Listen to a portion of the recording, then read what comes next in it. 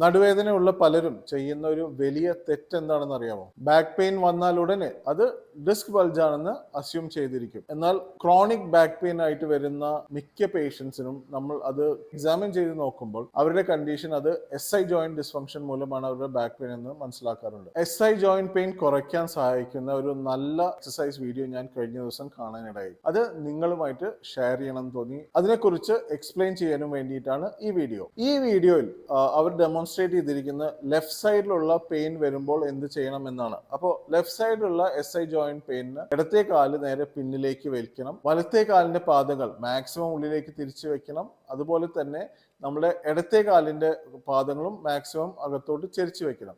ഇനി ഈ പൊസിഷനിൽ കംഫർട്ടായിട്ട് നിന്ന് കഴിഞ്ഞാൽ നമ്മുടെ ബോഡിയുടെ കംപ്ലീറ്റ് വെയിറ്റ് ആ ഇടത്തെ കാലിലേക്ക് ഷിഫ്റ്റ് ചെയ്യണം. രണ്ട് കൈകളും ക്രോസ് ചെയ്ത് പിടിച്ചതിന് ശേഷം വേദനയുള്ള ഭാഗത്തേക്ക് തിരിയണം. തിരിയുമ്പോൾ വളരെ സ്ലോ ആയിട്ട് നമ്മുടെ ഇടുപ്പിന്റെ ഭാഗത്ത് തിരിയാൻ ശ്രദ്ധിക്കുക. ആ സ്ട്രെച്ച് ഒരു 30 സെക്കൻഡ് മുതൽ 2 മിനിറ്റ് വരെ ഹോൾഡ് ചെയ്യുക. അത് ഹോൾഡ് ചെയ്യുന്ന സമയത്ത് നമ്മൾ നല്ലപോലെ റിലാക്സ് ചെയ്യേണ്ടതാണ്. ഈ പൊസിഷനിൽ നമ്മുടെ ഈ രണ്ട് കാലും തിരിച്ചു വെക്കുമ്പോൾ നമ്മുടെ ഈ ജോയിന്റ് ഇങ്ങനെ ഓപ്പൺ ആവാണ് ചെയ്യുന്നത്. നമ്മൾ അതാണ് ഇവിടെ ശ്രമിക്കേണ്ടതും.